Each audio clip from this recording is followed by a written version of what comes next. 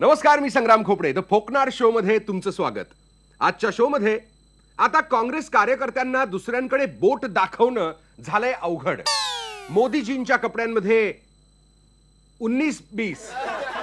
कोण म्हणाला अडवाणीजींना ना ना ना ना ना ना ना ना ना ना.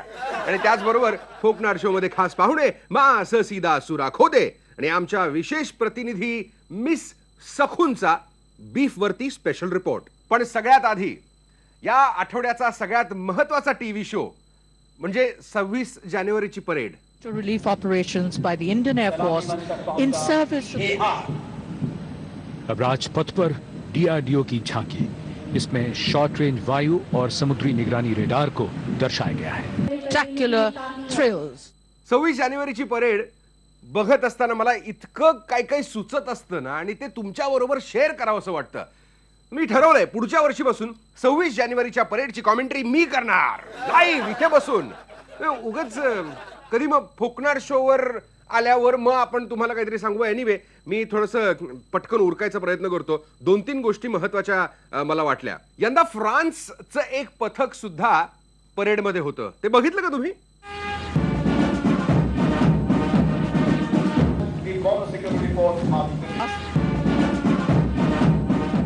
मित्र देश आहे खरं तर असं आपण म्हणू नये, पण अरे हे लोक परेड करतायत का गंमत? म्हणजे बघा ना, आपले सैनिक कसे तयार वाटतात.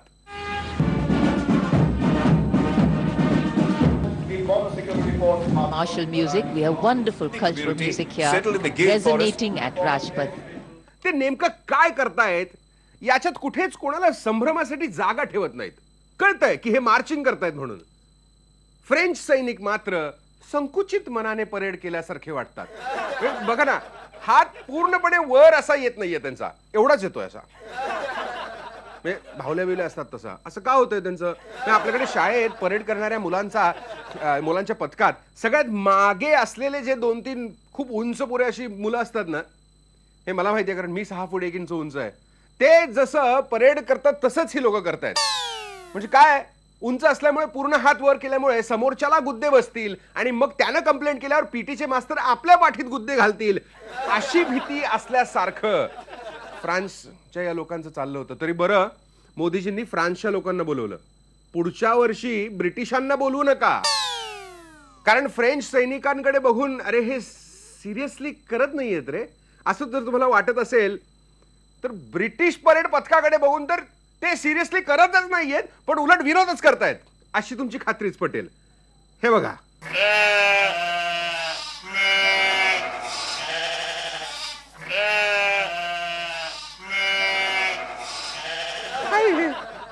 ब्रिटिश सेनेच्या परेड पथकाची ही दयनीय अवस्था सुद्धा आमिर खानमुळे झाली आहे.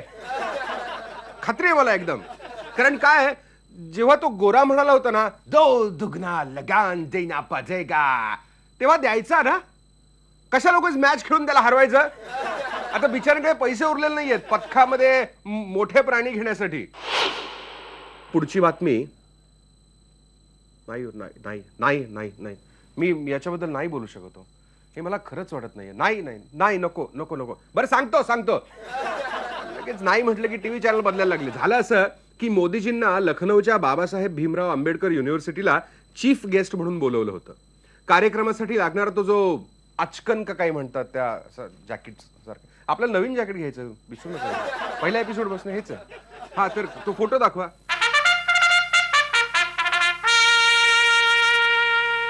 हा, तर हे वरचं घातलेलं आम्ही शिवायला टाकतोय, तर मोदीजींचे मेजरमेंट्स आम्हाला पाठवा असं युनिव्हर्सिटीच्या लोकांनी प्राईम मिनिस्टर्स ऑफिस म्हणजे पीएमओ ला सांगितलं.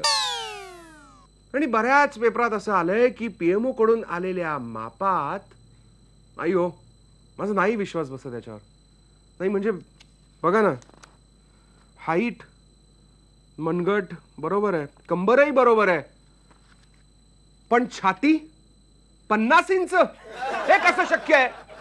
अहो, इलेक्शनच्या वेळी तर मोदीजी म्हणाले होते, आप गुजरात नहीं बना सकते, इसके लिए तो 56 इंच का सीना लगता है. म्हणजे ही अतिशोक्ती होती. मग आणखी कशा कशात अतिशोक्ती असेल? बापरे, आ, त्यात सुद्धा असेल का? ये जो चोर लुटेरों के पैसे विदेशी बैंकों में जमा है ना, उतने भी हम रुपये ले आए ना, तो भी हिंदुस्तान के एक एक गरीब आदमी को मुफ्त में 15-20 लाख रुपए यूं ही मिल जाएगा. नाही नाही नाही नाही नाही नाही नाही, ते नाही, ते वाला म्हणत नाही मी. अहो ही अतिशोक्तीच होती, आपल्याला माहिती आहे आधीपासून. शहासाहेब पण म्हटले होते आपला. काले धन वापिस लाकर गरीबों को फायदा पहुंचाने की बात है. उनकी योजनाएं बनती, उनके फायदे के लिए काम होता है.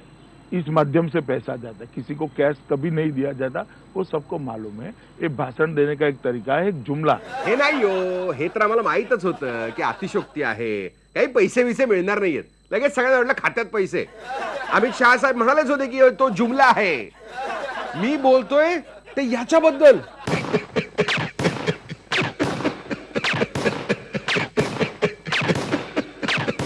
नाना खरं सांगा, 56 की 50?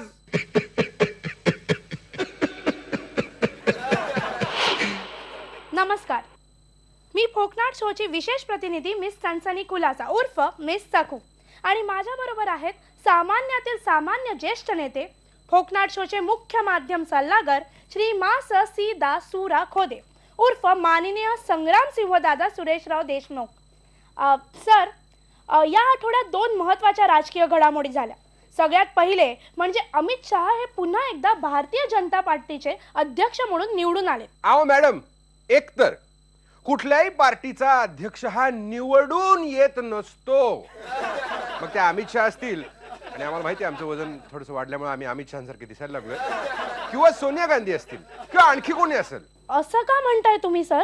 हे बघा, आपण तांदूळ निवडून देऊ शकतो, झालंच तर मेथी निवडून देऊ शकतो, कारण त्यात भरपूर मधून थोडासा कचरा असा काढायचा असतो. पण तुम्ही कधी भारताचं वांग निवडलेलं ऐकलंय का? आमच्या हिनं आम्हाला कधी सांगितलं नाही. थोडस ते भरीत निवडून देता का तुम्ही? हिनं नाही सांगितलं आणि संपादकांनी नाही सांगितलं. तुम्ही काय हसताय? मालकाची सगळी कामं करावं लागतात आपल्याला. अहो काय बोलताय तुम्ही? अहो म्हणजे भरताचं वांग एकच असतं, एवढं मोठं, आणि सगळ्यांना माहित असतं की आपल्याला याचंच भरीत बनवायचं आहे. तेच आपण थोडं धुतल्या पुसल्यासारखं करतो आणि त्याचीच भाजी बनवतो. म्हणजे तुम्ही म्हणताय की मला काहीच कळत नाही? हे आधीच ठरलेलं असतं की पार्टीचं भरीत कोण, आपलं पार्टीचा अध्यक्ष कोण होणार. यात निवडणूक वगैरे असं काही नसतं. बर बर बर, ते जाऊ द्या. मला एक गोष्ट मात्र पटली नाही बरं का. कुठली सर, कुठली? निवड झाल्या झाल्या अमित शहा अडवाणींच्या घरी गेले त्यांचा आशीर्वाद घ्यायला. नाही पटलं आपल्याला. अहो पण याच अडवाणीजींनी अमित शहाला अध्यक्ष करू नये असं स्टँड घेतला होता मागच्या वेळी. त्यामुळे आपल्याला खेळण्यातली नवीन गाडी मिळू नये यासाठी हट्ट धरणाऱ्या मोठ्या भावाकडेच आपण आई वडिलांनी नवीन गाडी घेऊन दिली की लगेच, दादा हे बघ ना गाडी किती छान चालतीये, हे बघ बुर्र बुर्र बुर्र, त्याच्याच अंगावर खेळण्यासारखं आहे ना. आता तुम्हाला कसं, सुरुवातीला मला इथं मुख्य माध्यम कुठला तरी गार म्हणून नेमलंच जाऊ नये असं वाटत होतं. आणि मी आता तुमच्या शोवर येऊन, नमस्कार मी माननीय संग्रामसिंह दादा सुरेशराव खोपडे देशमुख असं बोलतोय. तसं झालं की नाही? ते तुम्ही काय म्हणा, पत्रकारांमधलं जे पॉलिटिक्स असतं ना, बाबा बाबा तेवढं जबर कुठं नसतं बाबा. बरं, दुसऱ्या मुद्द्याकडे वळूया. काँग्रेस सरकार असलेल्या अरुणाचल प्रदेशमध्ये भाजपच्या केंद्र सरकारने राष्ट्रपती राजवट लागू केली आहे. याच्यावर तुमचं काय म्हणणं आहे? अहो मॅडम, त्यात कायदा आणि घटना हे सगळं काय म्हणतं आपल्याला अजिबात कळत नाही. पण मला काय वाटतं की कशाला बिचारा राष्ट्रपतींवर एवढा बोजा टाकायचा. आधीच त्यांच्याकडे एवढी कामं पडली आहेत. आपलं राष्ट्रपती भवन किती मोठं आहे तुम्हाला माहितीये का? नाही. बरं, तुमच्या घराची साईज किती आहे? पण माझ्या घराचा काय संबंध? सांगा तर खरं. माझं घर आहे 1 BHK, म्हणजे साधारण 500 स्क्वेअर फूट असेल. आणि ते सीएमच्या कोट्यातून मिळालेलं घर आहे ना तुमच्याकडं? हा, ते पण आहे ना. तेही असेल 3 BHK, म्हणजे 1,500 स्क्वेअर फूट वगैरे. म्हणजे टोटल 2000 स्क्वेअर फूट. हे बघा, तुम्हाला असं वाटत असेल ना की मुंबईत 2,000 स्क्वेअर फीटची घरं म्हणजे खूप मज्जा असेल या बाईची. असं काही नसतं. दुरून मुंबईतले फ्लॅट साजरे. हा मग तेच तर मी म्हणतोय ना मॅडम, तुम्हाला 2000 स्क्वेअर फूट जड जाते, त्याचं मेंटेनन्स, त्याची डागडुजी, साफसफाई. आपलं राष्ट्रपती भवन 2 लाख स्क्वेअर फूटचं आहे, 355 खोल्या आहेत म्हणे तिथं. आता ते सांभाळता सांभाळता एखाद्याच्या नाकी 9 येतील, त्यात तुम्ही आता अरुणाचल प्रदेश सुद्धा चालवा असं म्हणायला लागल्यावर कसं व्हायचं? पॉइंट आहे, बरोबर बोलताय तुम्ही. एकदा का केंद्रात सत्ता आली, मग माणूस कुठल्या बी पार्टीचा असो, तो लगेच विरुद्ध पार्टीच्या सरकार असलेल्या राज्यांवरती एकतर राष्ट्रपती राजवट लावायचं म्हणतो किंवा सीबीआय सोडायचं म्हणतो. राष्ट्रपती सीबीआय, सीबीआय राष्ट्रपती, राष्ट्रपती सीबीआय, सीबीआय. राष्ट्रपतींचा धाक दाखवायचाच असेल ना तर असं का करत नाही? रोज एका वेगळ्या रस्त्यावर राष्ट्रपती राजवट लागू करायची, सगळ्यात बेकार असलेल्या रोडवर. राष्ट्रपती राजवट म्हटल्यावर लगेच तिथले रस्ते एकदम चकाचक, एकदम स्मूथ, अगदी तुमच्या गालीच्या सारखे कार्पेट खाली तुम्हाला दिसत नाहीये ते. असं जर आपण केलं तर खऱ्या अर्थाने भारतामध्ये राष्ट्रपती राजवाट तयार होईल. वा सर, तुमच्या आयडियाज म्हणजे चॅनलची वाट लावणार तुम्ही. काय? हा म्हणजे मला म्हणायचं होतं, वाट दाखवताय तुम्ही आम्हा पत्रकारांना. हा कामच आहे आमचं ते, भारतासारख्या कृषीप्रधान देशात. बरं, तिसरा महत्वाचा मुद्दा म्हणजे महिलांना मंदिर प्रवेश.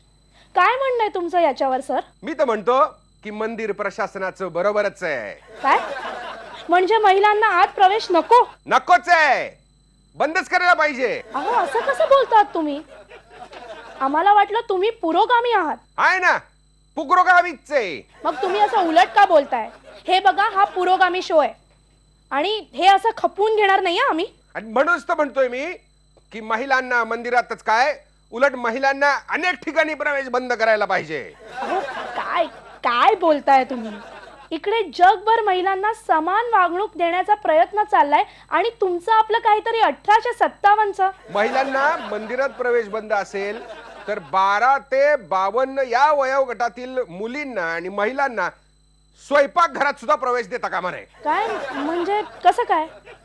मला कळत नाही, काय नक्की काय म्हणायचंय तुम्हाला? अहो तुम्ही किती स्त्री पुरुष समानता म्हटला ना, तरी जोपर्यंत आपल्या पुरुषांना हे आपण सांगत नाही की चूल आणि मूल हे काम महिलेचंच नाहीये, तिच्या इतकंच पुरुषांचं सुद्धा आहे, तोपर्यंत समाजात काहीही फरक पडणार नाही. त्यामुळे करू द्या पुरुषांना सुद्धा किचन मध्ये काम, करू द्या त्यांना बी धुणी भांडी. वा वा सर, फारच मूलभूत मुद्दा मांडलाय तुम्ही. वा, क्या बात आहे. बरोबर आहे, बरोबर आहे. एक मिनिट, फोन वाजतोय माझा. एक मिनिट. मंडळींचा आहे. हॅलो. हा, वांग केलंय, भरीत केलंय, चपात्या केल्यात. बर बर बर. डाळीचं काय? कुकर मध्ये? आला मग फोडणी कोण देणार डाळीला? आम्ही डाळीला फोडणी आम्ही देणार नाही. ते काय आमचं काम आहे का? कॅमेरा बंद आहे ना? हा, आम्ही कोण आहे माहितीये का तुम्हाला? अहो मी बोलतोय. हा हा, मा ससीदा सुरा खोदे. हॅलो, संग्राम संग्राम संग्राम सुर. हा, आता ओळख पटली. ठेवतो मी, आता जरा बिझी आहे. Okay okay, bye.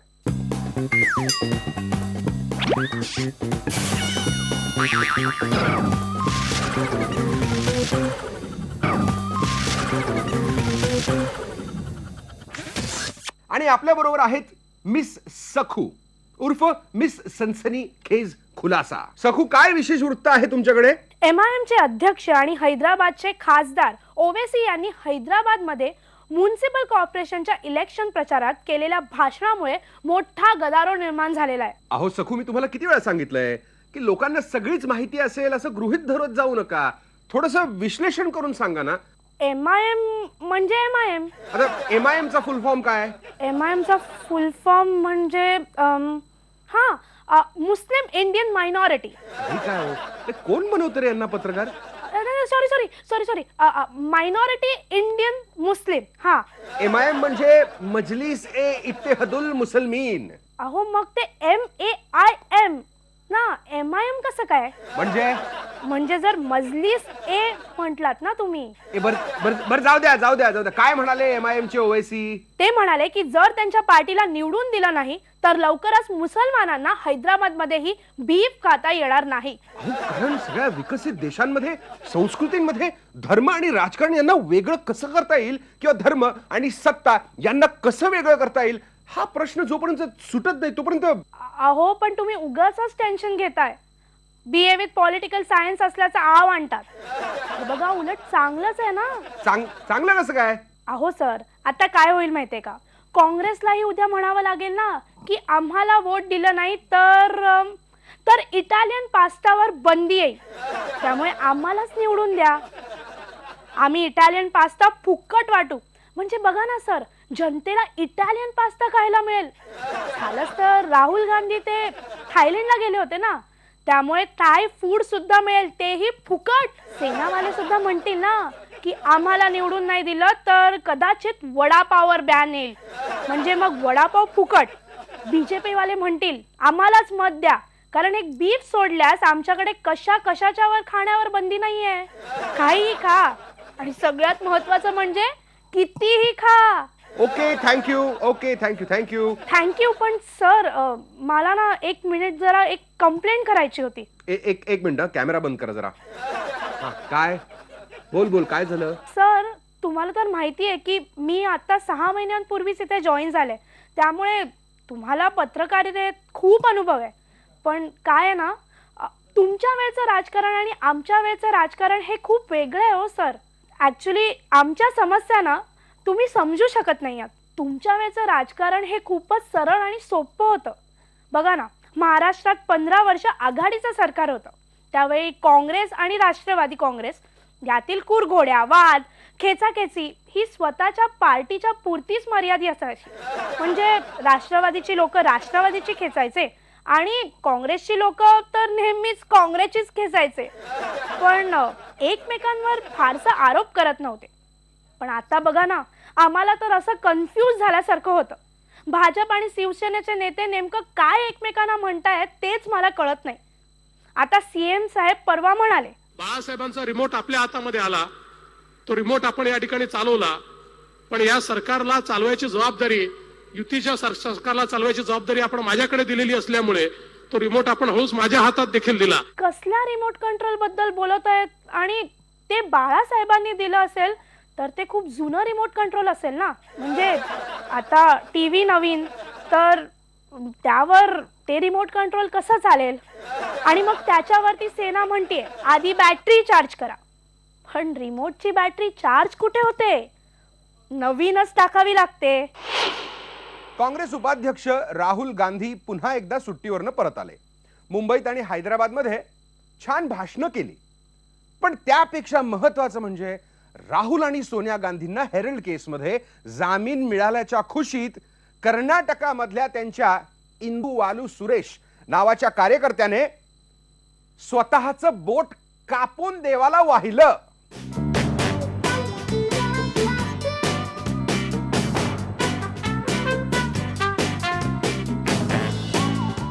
काय मूर्खपणा आहे, हुजरेगिरीचा कळस असं तुम्हाला वाटत असेल, पण चूक बिचाऱ्या कार्यकर्त्याची नाही हो.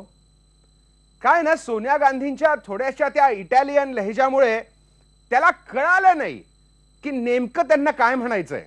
जो वो देशभक्ति का जज्बा नहीं समझ सकते, जो हमारे सेक्युलर मूल्यों पर विश्वास नहीं करते, क्या वे देशभक्ति का जज्बा समझ सकते हैं? त्या म्हणत होत्या की हमें वोट चाहिए. त्याला वाटलं बोट चाहिए, दिला लगेच कापून. काँग्रेस कार्यकर्त्यांचा नेहमी असाच गोंधळ होतो. आधी सुद्धा जेव्हा हायकमांड असा आदेश द्यायचे आपल्याला जास्त वोट्स हवेत, तेव्हा काँग्रेस नेत्यांना वोटच्या ऐवजी नोट ऐकू यायचं. लगेच स्कॅम.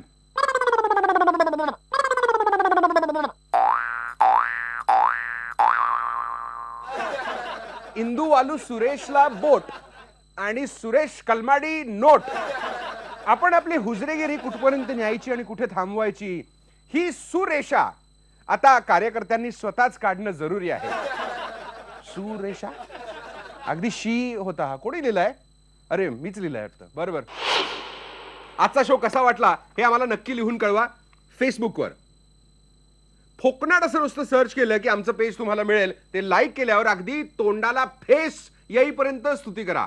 फेसबुक असल्यामुळे शी किती हा वाईट होता. मी संग्राम खोपडे. पहा फक्त IBN लोकमत, महाराष्ट्राचं महाचॅनल. लोकांचे कपडे घालतो. सॉरी वर घेता थोडं. Hello hello hello hello change करू का? पुढे पुढे नेक्स्ट थोडं वळ. Okay done.